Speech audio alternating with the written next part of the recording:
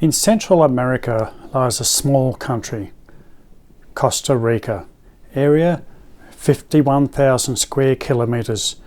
Population 5 million. It's a pleasure for me to speak about my country, Costa Rica. Everyone speaks of his country, her country, as the best country in the world or the most promising one. Costa Rica has a 6% of biodiversity of the whole world. The fact that Costa Rica is rich, as its name suggests, a rich coast, not in minerals, not on material things, so to speak, but on nature. The richness of Costa Rica is its biodiversity, its position as a bridge between South America and North America. That's why Costa Ricans have made the expression Pura Vida, pure life, like a national motto, and a way of responding to each other. How are you doing? Pura Vida. I'm doing just fine, because life is so precious in Costa Rica in every respect. The first leader of Costa Rica was a school teacher, not a general, not a businessman, not an economist. It grew as an isolated, small group of families high in the mountains in the central part of Costa Rica, and the central part. And it's there in the small mountainous communities that democracy grows almost as a natural way of organization. The commitment of the whole of the population in Costa Rica in favor of policies to protect nature.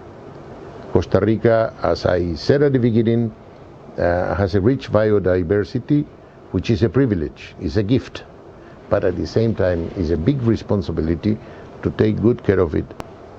In 1948, the 1st of December, the army was dissolved as a permanent institution. And today, Costa Rica has contributed, and it's dedicated to cultivating a culture of peace, and how to express more and more forward-looking ideas that will give hope to other countries, to other societies, that there is a peaceful way of solving the conflicts of humanity, and not only through war and military confrontation.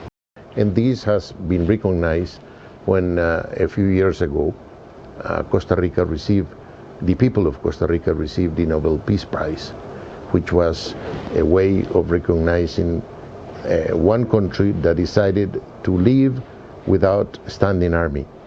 It's not a solution for every country, but it has worked for Costa Rica. We need to be hopeful always on demonstrating that it is possible to have enlightened policies in the, for example, in the climate crisis that affects our world today. Number 3, rights and responsibilities for the different groups in the society, for the entrepreneurs and also for the workers. We do not understand that anyone can have a right without the corresponding responsibilities, and this is transmitted to the educational system. So a Bill of Rights, yes, but a Bill of Responsibilities for every citizen also. One of the aspects of Costa Rican development is the cooperative movement, the co-ops, that extends all through the country and all different activities, economic activities. At least 10% of Costa Ricans are members, active members of cooperatives that are working. All of this is an effort to put the individual, the person, at the center of all the efforts of society to improve quality of life. The principle that when it rains, all should get wet. Of course, with differences. The entrepreneur that risks his investment and his companies will receive more than others, but in proportion, everyone should get its own part of the pie. Up to the 1960s, Costa Rica had a very large rate of population growth, 5.5%. And in civil society, not in government, there were a number of people that organized themselves to promote the concept of responsible parenthood.